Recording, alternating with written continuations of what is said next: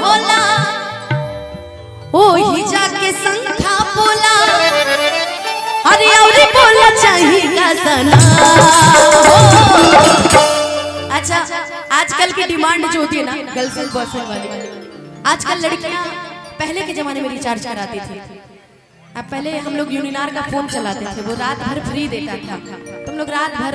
देखते थे ना, चाचा चाचा हम लोग को बतियाते थे, रात से सुबह हो जाता था। जब तक फोन नहीं कटता था तब तक क्या मजाल कि कोई फोन रख दे, बस हर 2 मिनट में बाबू हाँ सोई नहीं ना हो, नहीं नहीं ठीक है। आजकल का प्यार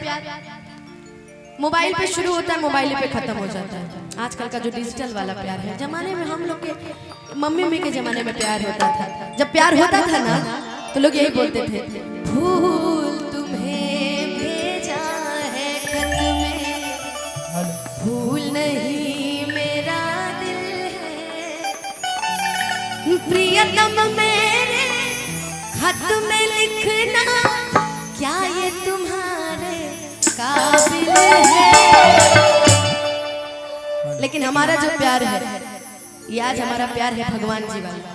कि हमारा प्रेमी मतलब आप ही लोग समझ लीजिए कि आपके प्रेमी गए हैं देवघर और उनकी प्रेमिका फोन करके कह रही है कि जी सुन रहे हैं, तो हाँ बोलो, तो हम आप जा रहे हैं ना तो आप हमारे लिए एक ही चीज लाइएगा कि संडे के सुना हम बुक पिया गाड़ी, अरे मम्मी संग देखा दीदियो जात बाड़ी, बड़ी मशहूर होला ओ ही जाके संखा बोला और बोला चाहिए का सना। बोलो बाबू एकदम उहे मिजाज में बजाई राउत तो जोड़ा नहीं की हमारी टीम है, बाकी रात चाहता नहीं कि हमारे जितना भी माताएं बहनें बैठी, सबको मेरी आवाज सुनाई दे रही है ना? सब तो चूड़ी उड़ी पहनते होंगे एकदम कांच का, एकदम सैसे वाला ना। लेकिन हमारी डिमांड यही है कि सुनिए जा रहे हैं ना तो एगो चीज लेते आइए,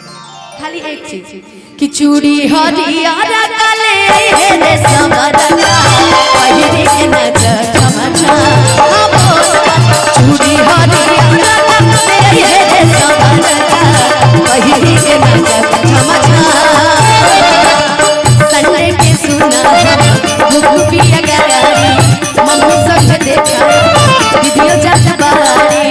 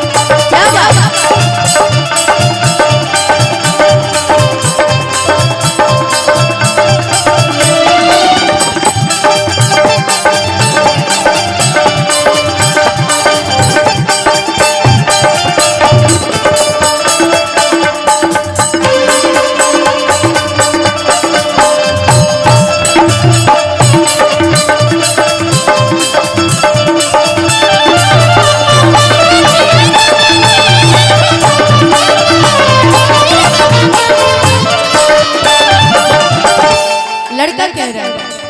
कि ठीक है जानू, लेकिन मेरी भी एक शर्त मान लो। देखिए इसमें से ना कुछ लोग ऐसे होंगे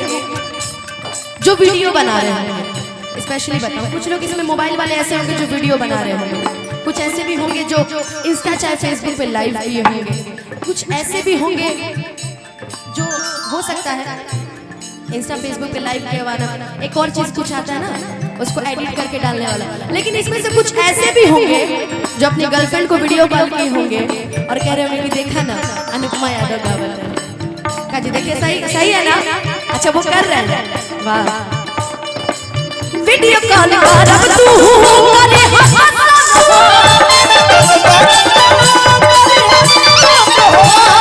ही बहाने होई बाबा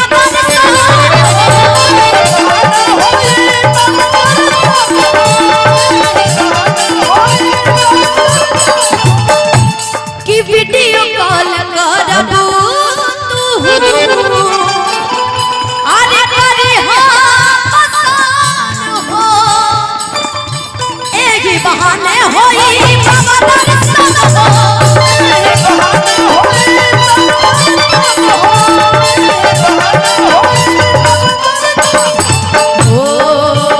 जुग जुग जियत रहया सही ये कलुआ तहरे जैसन प्यारी समुना के भोले बाबा रे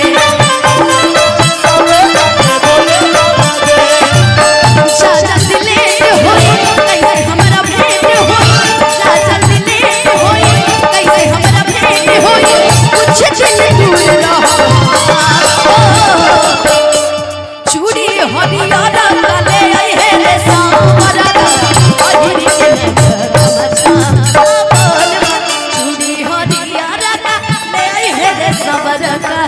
पहिरी के नाच छम छम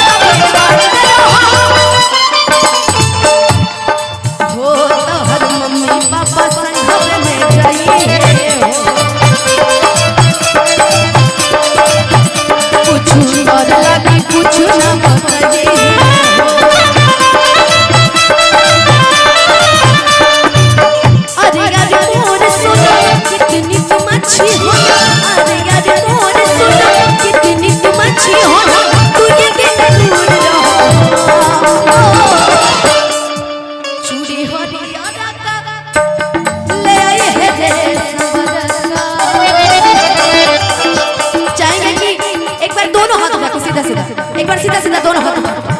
सही से एक बार दोनों हाथ उठा के सीधा सीधा एक बार प्रेम से बोल दीजिए सच्चे दरबार की